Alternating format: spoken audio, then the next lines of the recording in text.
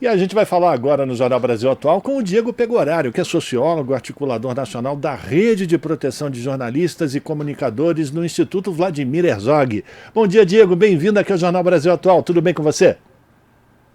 Bom dia, tudo ótimo, uma honra a gente poder participar. Uma alegria nossa também, Diego. A gente vai falar sobre o seminário virtual sobre assédio judicial, mais exatamente assédio judicial a jornalistas e comunicadores, que começou hoje e segue até esta sexta-feira.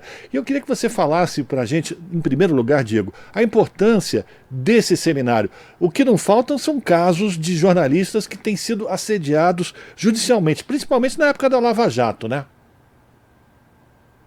Com certeza, é importantíssimo a gente poder debater um tema que tem sido uma das questões que mais afligem o trabalho de jornalistas e comunicadores hoje no Brasil, que é o assédio judicial.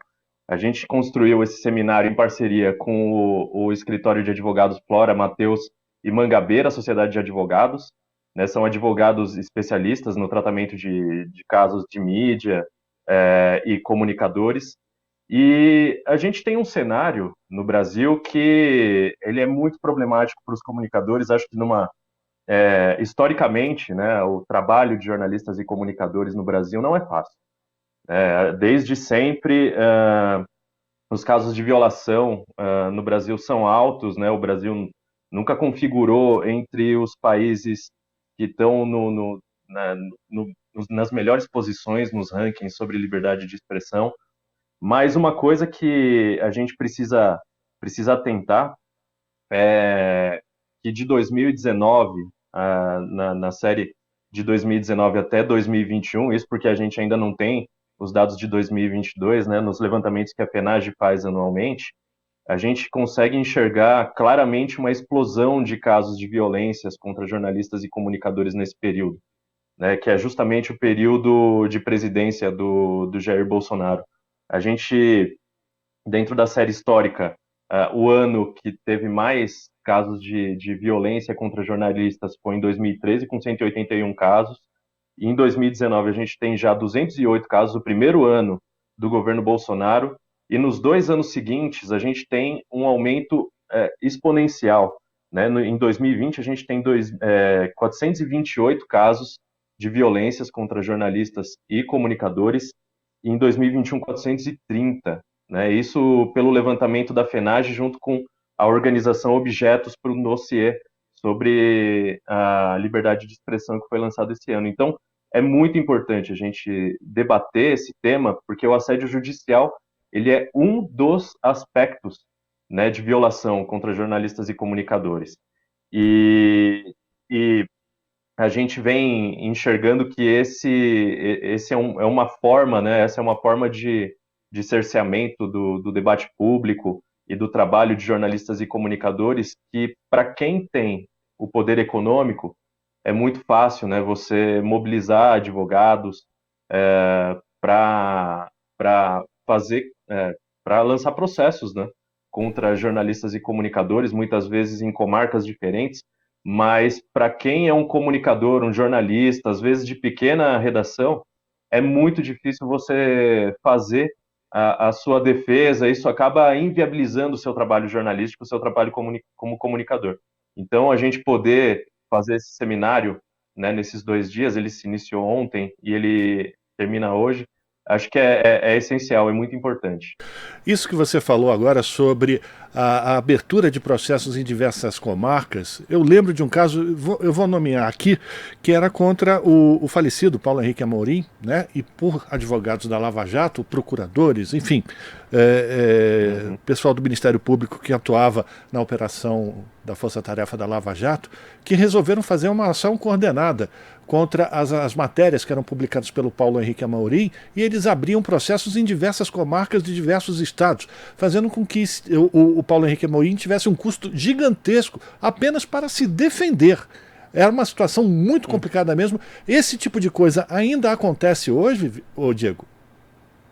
Acontece muito. É uma das formas de cerceamento que, através de assédio judicial, que acontecem hoje, é justamente isso. Você mobilizar uma série de advogados em comarcas diferentes do país para processar um indivíduo, e isso inviabiliza. Como que um jornalista, né, ele vai fazer a sua defesa em comarcas diferentes, né? Então, isso acontece, a gente hoje, né, vai receber no seminário o JP Cuenca, que está com 144 processos contra ele.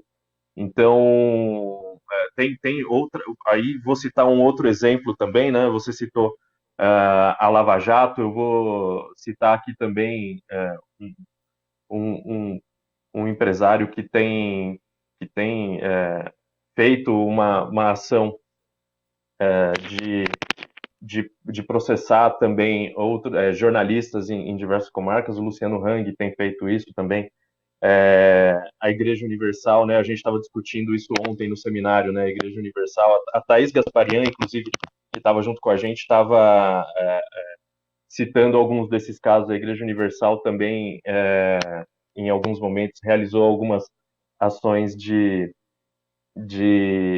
processos contra jornalistas e comunicadores, mobilizando a, a sua rede a sua rede de fiéis pelo país. Então, também é um caso, né, que a gente estava conversando ontem nesse seminário. Então, tem uma série de atores aí, então, que tem o poder político, tem o poder econômico, e que mobilizam diversos escritórios, então diversos advogados em lugares diferentes do país, para ir criando esses processos, e que, por mais que muitas vezes esse processo ele, ele seja ele seja julgado como improcedente, né, mas toda a mobilização, né, de advogados, para defesa, às vezes você comparecer ao fórum, comparecer para uma audiência, isso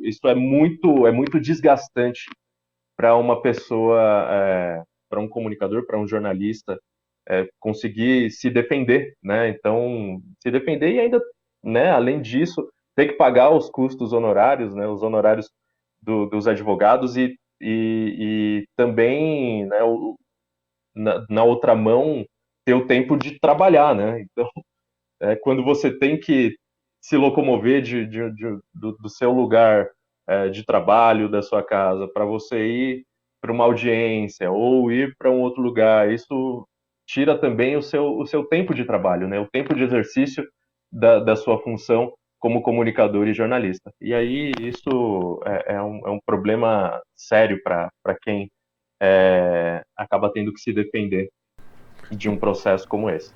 Inclusive porque muitos desses processos são, mesmo que o profissional esteja a serviço de alguma empresa ou publique em algum veículo, os processos são pessoais, né? Obriga que a pessoa, que esse profissional tenha todo esse desgaste. A gente está falando aqui no Jornal Brasil Atual com o Diego Pegorário, sociólogo, articulador nacional da Rede de Proteção de Jornalistas e Comunicadores do Instituto Vladimir Herzog. A gente está comentando aqui, falando sobre o seminário virtual Assédio Judicial a Jornalistas e Comunicadores, que começou ontem, vai até hoje. E aí eu queria você passasse por aqui, para as pessoas que estão nos acompanhando, os nossos ouvintes, internautas, telespectadores, sobre os temas das mesas que acontecem nesta sexta-feira. E aí eu quero também saber contigo, Diego, se as conversas, os debates que foram realizados ontem também podem ser recuperados pela internet. Claro, claro. Aliás, deixa eu já fazer um agradecimento aqui também à TVT. A TVT tem transmitido esse seminário. É um seminário que ele se iniciou ontem, né? Ele teve duas mesas ontem. A primeira mesa para debater o papel do jornalismo, o fortalecimento do regime democrático, com a participação de Thaís Gasparian e Eugênio Butti, duas referências nacionais sobre o tema da liberdade de expressão, o jornalismo. A mediação foi da Amanda Aldi, né, jornalista renomada também. Ontem à tarde, nós tivemos uma mesa para discutir a violência e a impunidade, né? Então, como garantir a segurança dos jornalistas e comunicadores. Essa mesa com a participação de Diogo Flora, que é um dos advogados do escritório FMMSA, o Flora Matheus Mangabeira, Sociedade de Advogados, que é esse escritório que eu mencionei, especializado em temáticas em defesa de jornalistas e comunicadores. E hoje, então, a gente tem o segundo dia desse seminário, né? A abertura dele vai ser agora às 10 horas da manhã, aqui no canal da TVT, pelo YouTube, e também no canal do Instituto Vladimir Herzog. Então, a primeira mesa, né, de hoje, do dia 16, vai ser sobre SLAPP, né, que é uma estratégia judicial para censurar o debate público, é uma estratégia... Ela tem algumas discussões ainda, é um conceito que aparentemente é novo no Brasil, né? Então, a participação do Carlos Gaio, do Media Defense, o Paulo César de Andrade Prado, Paulinho também, é um dos jornalistas que vem sofrendo muito com processos judiciais, aí ele é radialista também, e a participação nessa mesa vai ser com o Lucas Mourão, mediação hoje de Maria Tranjan, que é da organização Artigo 19, né, que também trabalha com a defesa e proteção de jornalistas e comunicadores. E para encerrar, então, esse ciclo do seminário, a gente vai ter uma última mesa, que é justamente, né, a gente estava falando sobre a força-tarefa da Lava Jato, né, a gente vai ter uma mesa sobre lawfare contra jornalistas e comunicadores.